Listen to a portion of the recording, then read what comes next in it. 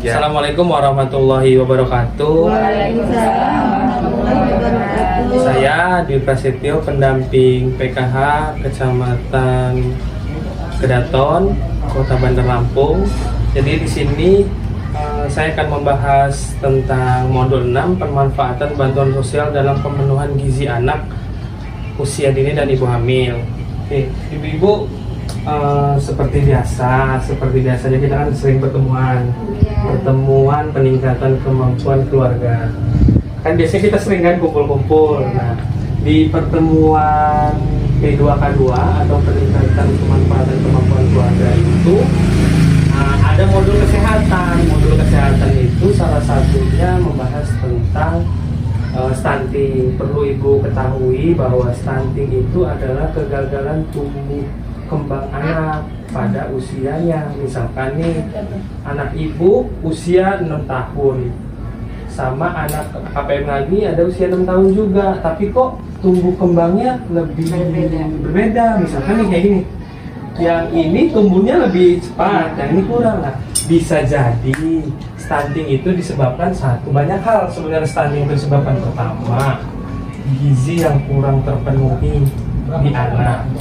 Kedua, lingkungan yang kurang bersih mempengaruhi juga ketika pada saat kondisi ibu hamil ataupun anak masih usia bayi tidak diberikan stimulasi. Misalkan ibu ya, saking repotnya kita sebagai orang tua, anak itu baru lahir ternyata ada usia-usia yang harus distimulasi. Misalkan nih, anak itu usia 2-6 tahun biasanya dikasih mainan, cara mainan misalkan ini warna apa gitu loh, anaknya itu ini warna apa, ini mainan apa, itu harus perlu Bu, ternyata untuk daya tangkap. Sedetail itu stunting. Kemudian pada pembahasan yang kali ini yang paling penting bahwa adalah bagaimana pemanfaatan bantuan sosial ibu-ibu itu untuk terpenuhinya gizi anak-anak ibu ataupun ibu-ibu yang sedang hamil. Misalkan nih, ibu-ibu kan dapat bantuan PKH. Bantuan PKH itu kan biasanya untuk anak sekolah, ya kan?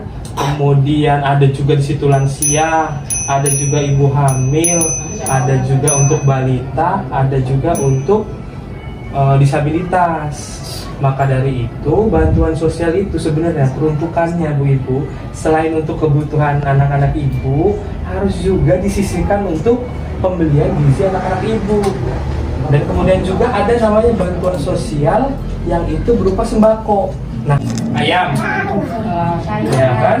Ayam, udah itu sayur-sayuran, udah itu buah-buahan, kemudian beras, telur. Nah, yaitu fungsinya apa?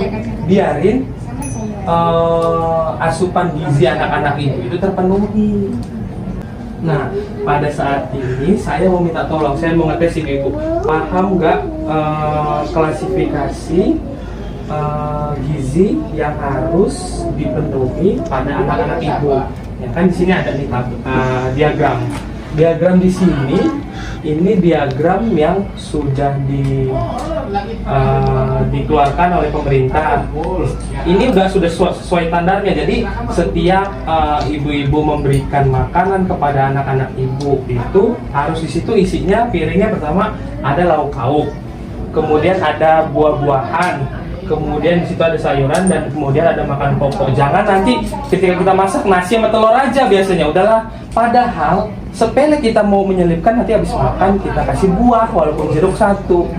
Nah, itu untuk terpenuhinya gizi seimbang pada anak. Saya mau sebutkan mana yang makanan pokok. Nanti makanan pokok tempel di sini berurutan, ya. Kemudian nanti mana buah-buahan.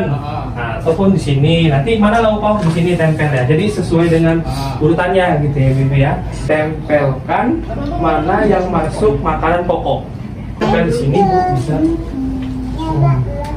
Nasi, roti, nasi.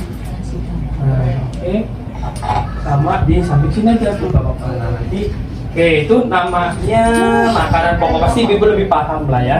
Kemudian yang berikutnya tempel lauk pauk. Nggak apa-apa 3 ataupun 3 contoh. Nah,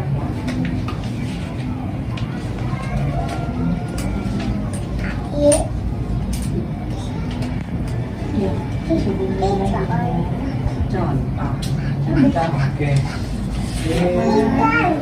Ayam. Nah, ini Bu, ibu-ibu lauk pauk. Kemudian yang berikutnya itu buah-buahan.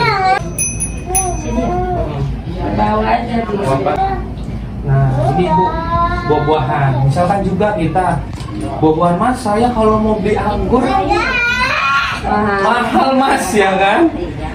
Saya pakai pisang aja Mas, ya nggak apa-apa. Adanya di rumah kita ada pisang ya nggak apa-apa. Misalkan hanya ada pepaya nggak apa-apa, nggak harus juga yang mahal ibu-ibu. Misalkan kita harusnya apel segala macam, enggak. Yang penting di situ ada buah-buahannya.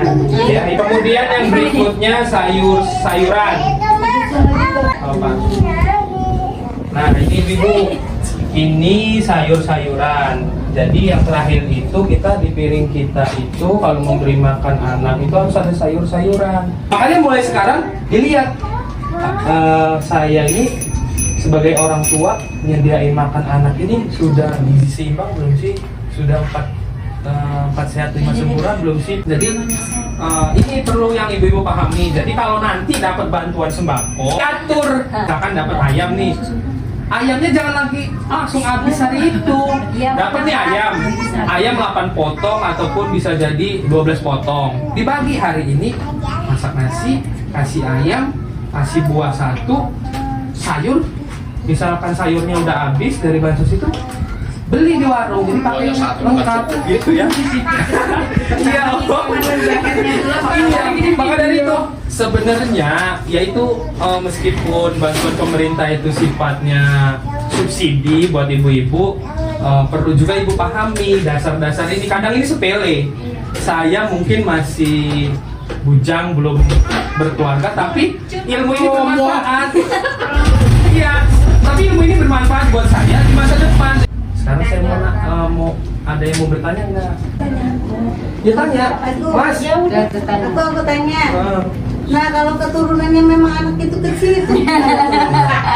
ini kadang secara penelitian kesehatan, faktor anak-anak stunting itu bukan faktor itu. Yang terpenting itu faktor anak stunting, 1, gizinya kurang terpenuhi.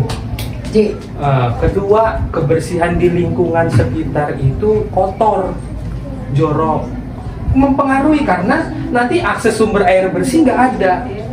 Penyebabnya itu ada bakteri dan kuman-kuman. Anak itu mempengaruhi pertumbuhan dia. Kemudian yang ketiga juga pada saat ibu hamil nih, kadang kita makan apa aja terserah, ajar pokoknya kan. Padahal asupan gizi ibu-ibu hamil itu mempengaruhi janin. Ya, ibu-ibu, begitu saja penjelasan saya mengenai stunting, tentang modul tentang pencegahan stunting melalui pemanfaatan bantuan sosial yang diterima oleh ibu-ibu gitu ya. Jadi ibu-ibu perlu dipahami juga bahwa bantuan sosial itu pemanfaatannya sekali lagi untuk gizi anak-anak, khususnya bantuan sembako, dan itu sudah tidak bisa diuangkan.